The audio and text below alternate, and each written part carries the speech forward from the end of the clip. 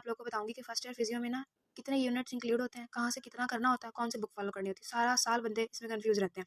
सबसे पहले फिजियो के पेपर में ना हमारे पास होते हैं 45 MCQs होते हैं, ये हम लोग बात कर रहे हैं थ्योरी की।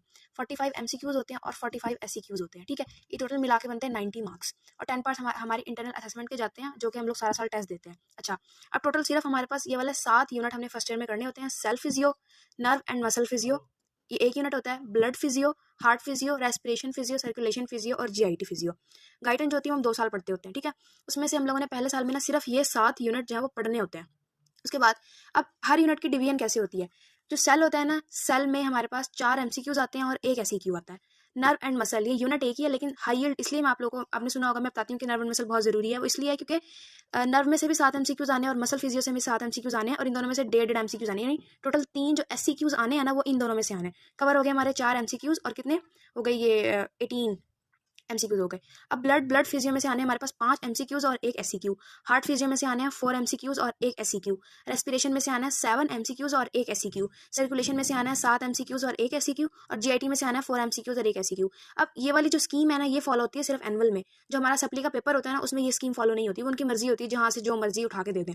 अच्छा, अब आप लोगों को इस स्कीम से पता चल गया होगा कि हमारे पास कौन कौन सा यूनिट इंपॉर्टेंट है। यानी हमारे पास सेल इंपॉर्टेंट है, सेल बहुत ईजी है। सेल इंपॉर्टेंट है, नर्व इंपॉर्टेंट है, मसल इंपॉर्टेंट है और रेस्पिरेशन और सर्कुलेशन। फर्स्ट प्रायोरिटी पे जो आप लोगों ने करने हैं ना, सर्कुलेशन, रेस्पिरेशन, नर्व, मसल और सेल, क्योंकि ये हमारा मेजर कवर करा देता है, मेजर।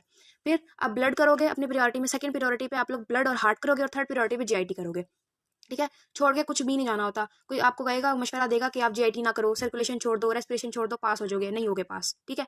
कभी कभी ऐसा होता है जब हमने पढ़ा होता है ना, वहां से हमें कुछ आ ही नहीं रहा होता, जो नहीं पढ़ा होता है ना वो चीज़ हमें बचाती हैं। अब बुक सिलेक्शन के बारे में हमारा क्या आइडिया होगा, तो अब आप लोगों ने सेल करना है गाइटन से और JP से, ठीक है। मार्क कराऊंगी गाइटन से भी और JP से भी।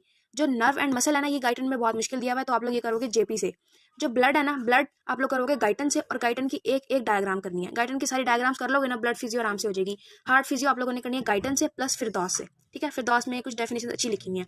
रेस्पिरेशन है वो आप लोगों ने करनी है सारी की सारी गाइटन से। अच्छा बच्चों, अब सर्कुलेशन है ना, इसके बहुत सारी यूनिट है, मेरे ख्याल से 12 है कि 13 है, बहुत सारी यूनिट है, तो ये गाइटन से नहीं होती, तो आप लोग ये करोगे फिरदौस से। और GIT है ना, GIT भी बहुत लेंथी दी हुई है, तो आप लोग ये भी फिरदौस से करोगे। तो इसका क्या मतलब हुआ कि सिर्फ सर्कुलेशन और GIT के लिए आप लोग फिरदौस पे रिले कर सकते हो, लेकिन आपने बाकी सब कुछ ना गाइडन से जरूर करना है। एक और बात, बहुत सारी चीज कहेंगे फिरदौस कर लो, अब ना UHS जो है ना वो क्लिनिकल पे शिफ्ट हो गई है।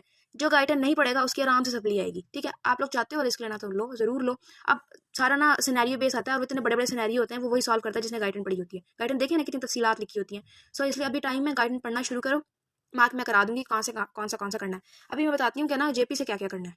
ये आप लोग इसका स्क्रीनशॉट ले लो या लिख लो, इसको स्क्रीनशॉट ले लो, ये इसको ना अपने पास लिख लो ताकि पता हो कि हमने करना क्या है। अच्छा बच्चों, अब आप लोगों ने ना, ये मेरे पास JP है, JP की ना हमारे पास ये कवर पेज होता है, ठीक है। अब मैं बताती हूँ कैसे ना क्या क्या करना है। पहले सेल में से सिर्फ होम्योस्टेसिस करना है, फिर ब्लड वाले में से ये चैप्टर 8 और चैप्टर 12 करना है, चैप्टर 19 चैप्टर 20 करना है। मसल फिजियो में से चैप्टर 26 27 28 29 30 और 32 करना है। उसके बाद कुछ नहीं करना, डायरेक्ट सेक्शन 8 में आके चैप्टर जो ये निशान लगे हुए ना, ये अपने निशान लगा लो ऐसे ही, और इस तरीके से रिमेनिंग चैप्टर ये सेक्शन 9 में से ना ये करना है बस। बाकी सब कुछ आप लोग करोगे गाइडेंस से और फिर दौस से, और जो रिमेनिंग चैप्टर्स में है वो हम लोग सेकंड ईयर में करेंगे।